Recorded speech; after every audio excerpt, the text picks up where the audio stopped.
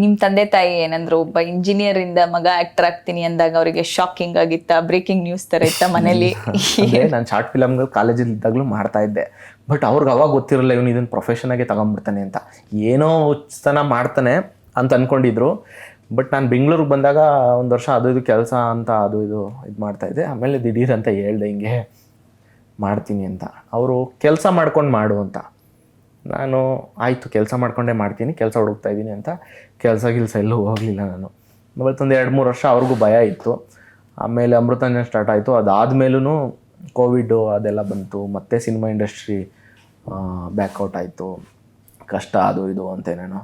ಅಂದರೆ ಇಲ್ಲೇನಾಗ್ಬಿಡುತ್ತೆ ಅಂದರೆ, ನಾವು ಏನೇ ಹೇಳಿದ್ರು ಪೇರೆಂಟ್ಸ್ಗಳಿಗೆ ಅಥವಾ ಜನಗಳಿಗೆ, ಸಿನಿಮಾ ಇಂಡಸ್ಟ್ರೀಲಿ ಆಲ್ಮೋಸ್ಟ್ ಎಕ್ಸ್ಪೀರಿಯನ್ಸ್ಡ್ ಹ್ಯಾಂಡ್ಗಳಿರ್ತಾರಲ್ಲ, ಅವ್ರು ಕುತ್ಕೊಂಡು ಏನು ಮಾತಾಡ್ತಾರೆ ಅದು ಜಾಸ್ತಿ ಇಂಪ್ಯಾಕ್ಟ್ ಆಗುತ್ತೆ ಜನದ ಮೇಲಾಗಲಿ ನಮ್ಮ ಪೇರೆಂಟ್ಸ್ ಮೇಲಾಗಲಿ. ಚೆನ್ನಾಗಿ ಬದುಕಿ ಬಾಳಿರೋರೇ ಬಂದ್ಬಿಟ್ಟು ಕುತ್ಕೊಂಡು ಚೆನ್ನಾಗಿ ದುಡ್ಡು, ಸಿನಿಮಾ ಇಂಡಸ್ಟ್ರಿ ವರ್ಕ್ ಆಗ್ತಾ ಇಲ್ಲ, ಸಿನಿಮಾದಲ್ಲಿ ವರ್ಕ್ ಆಗ್ತಾ ಇಲ್ಲ, ಸಿನಿಮಾಗಳಿಗೆ ಯಾರು ಇನ್ವೆಸ್ಟ್ ಮಾಡಬೇಡಿ, ಯಾರೋ ಸಿನಿಮಾ ಮಾಡಬೇಡಿ, ಜನ ಯಾರೋ ಥಿಯೇಟ್ರಿಗೆ ಬರ್ತಾಯಿಲ್ಲ, ಹಿಂಗೆ ನಿಂತು ಕುತ್ಕೊಂಡು ನೆಗೆಟಿವ್ ಮಾತಾಡಿದಾಗ ಪೇರೆಂಟ್ಸ್ಗಳು ಸಿನಿಮಾ ಇಂಡಸ್ಟ್ರಿ ಹೋಗ್ಬಿಟ್ರೆ ಪಾಪ ನಮ್ಮ ಮಕ್ಳುಗಳ ಕತೆ ಏನಾಗಬೇಕು ಅಂತ. ಸೊ ಎಲ್ಲರಿಗೂ ಆ ಥರ ವರ್ಕ್ ಆಗ್ದೇನೆ ಏನಿರಲ್ಲ. ಕಷ್ಟಪಟ್ಟು 100% ಎಫರ್ಟ್ ಆಗಿ ನಾನು ಸಿನಿಮಾನೇ ಮಾಡಬೇಕು ಅಂತ ಬಂದು ಸಿನಿಮಾ ಮಾಡಿದ್ರೆ ವರ್ಕ್ ಆಗೇ ಆಗುತ್ತೆ. ಅದು ಬಿಟ್ಬಿಟ್ಟು ನಾನು ಈ ಸಿನಿಮಾದಲ್ಲಿ ಚೆನ್ನಾಗಿ ದುಡ್ಡು ಮಾಡ್ಕೊಂಬಿಡ್ತೀನಿ, ಈ ಸಿನಿಮಾದಲ್ಲಿ ಅದು ಇದು ಯಾಮರ್ಸ್ಬಿಟ್ಟು ದುಡ್ಡು ಮಾಡ್ಕೊಂಬಿಡ್ತೀನಿ, ಈ ಥರ ಬಂದಾಗ ಸಿನಿಮಾ ಎಕ್ಕೊಟ್ಟು ಹೋಗ್ಬಿಡುತ್ತೆ. ಕಾಸು ಮಾಡ್ಕೊಂಡು ಪಾಪ ಪ್ರೊಡ್ಯೂಸರ್ನು ಮನೆಗೆ ಕಳಿಸ್ಬಿಟ್ಟು. ಸ್ಕೂಲಲ್ಲಿ ಯಾವ ಥರ ಸ್ಟೂಡೆಂಟ್ ನೀವು? Average student. ಬರೀ ಕಿತಾಪತಿನೇ ಮಾಡಿರೋದು ನಾವು. ಒಂದು ಕಿತಾಪತಿ ಅದರ ನೆನಪಿದೆ? ಅಯ್ಯೋ ಬೇರೆ ಬಿಡಿ ಮೇಡಮ್. ಏನು ಮಾಡಿದ್ರಿ? ಏನಾದರೂ ತುಂಬ ದೊಡ್ಡ ಇಶ್ಯೂ ಆಗಿದ್ದು?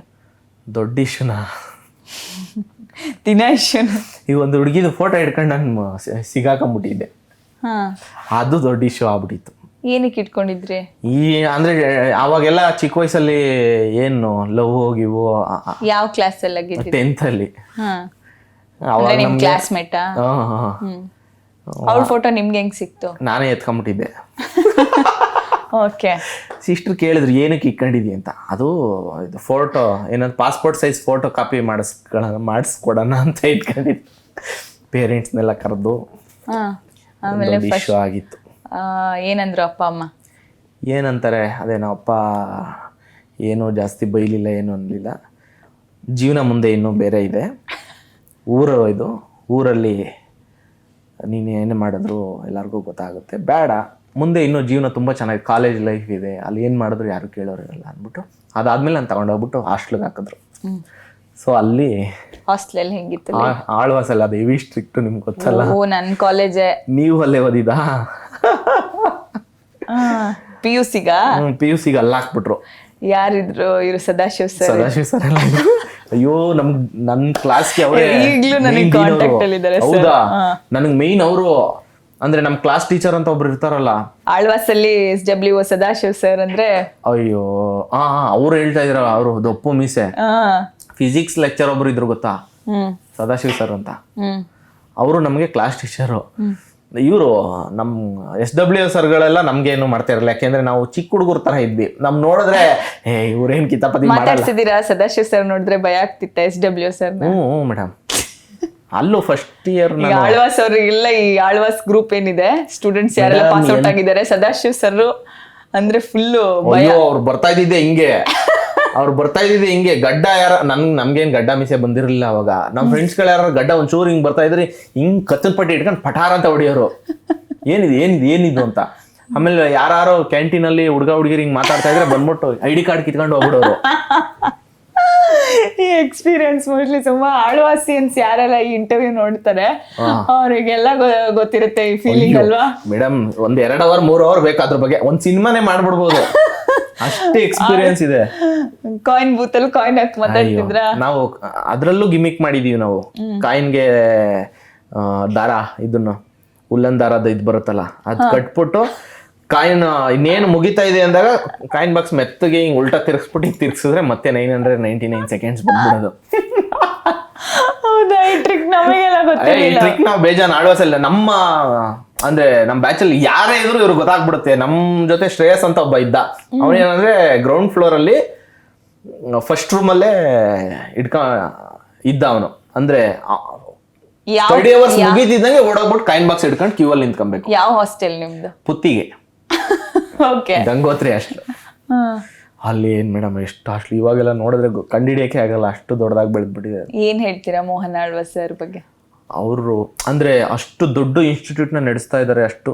ಬಟ್ ಅಲ್ಲಿ ಒಂದು ಸೂಪರ್ ಆಗಿ ಏನಿದೆ ಅಂದರೆ, ನೀವು ಎಜುಕೇಷನ್ ಮಾಡ್ತೀರಾ, ಒಳ್ಳೆ ಎಜುಕೇಷನ್ ಇದೆ. ನೀವು ಕಲ್ಚರಲ್ ಆ್ಯಕ್ಟಿವಿಟೀಸಲ್ಲಿ ಇದು ಮಾಡ್ತೀರಾ, ಒಳ್ಳೆ ಕಲ್ಚರಲ್ ಸಪೋರ್ಟ್ ಮಾಡ್ತಾರೆ, ಬೇರೆ ಬೇರೆ ಕಂಟ್ರಿಗೆಲ್ಲ ಕಳಿಸ್ಬಿಡ್ತಾರೆ.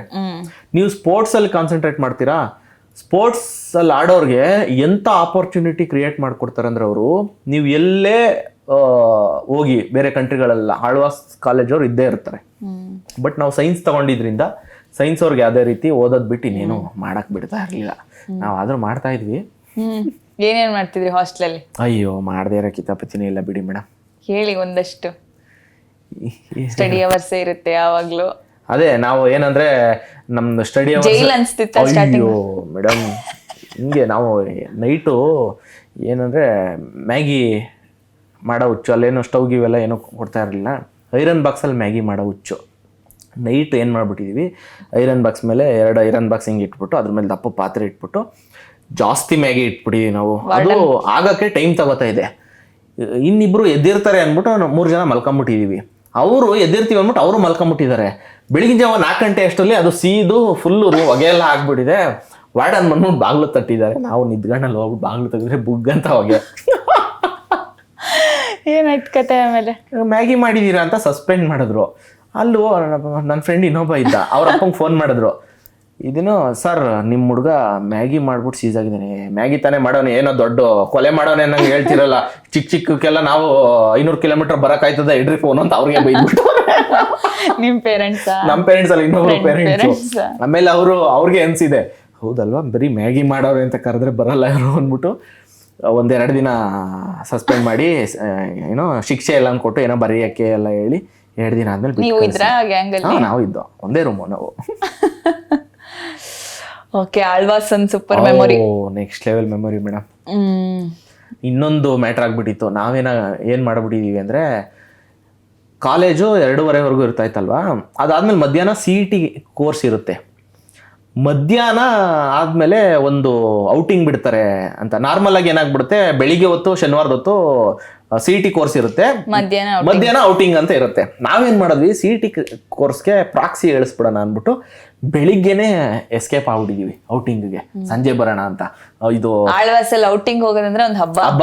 ಮಂಗ್ಳೂರ್ಗೆ ಹೋಗಿದೀವಿ, ಆಮೇಲೆ ಪಿಲಿಕುಳ ಮೃಗಾಲಯಕ್ಕೆ ಹೋಗಿದೀವಿ, ಮಾನಸ ವಾಟರ್ ಪಾರ್ಕ್ ಅಲ್ಲೆಲ್ಲ ಹೋಗಿ ಚೆನ್ನಾಗಿ ಆಟ ಆಡ್ಕೊಂಡ್ ಬಂದಿದೀವಿ.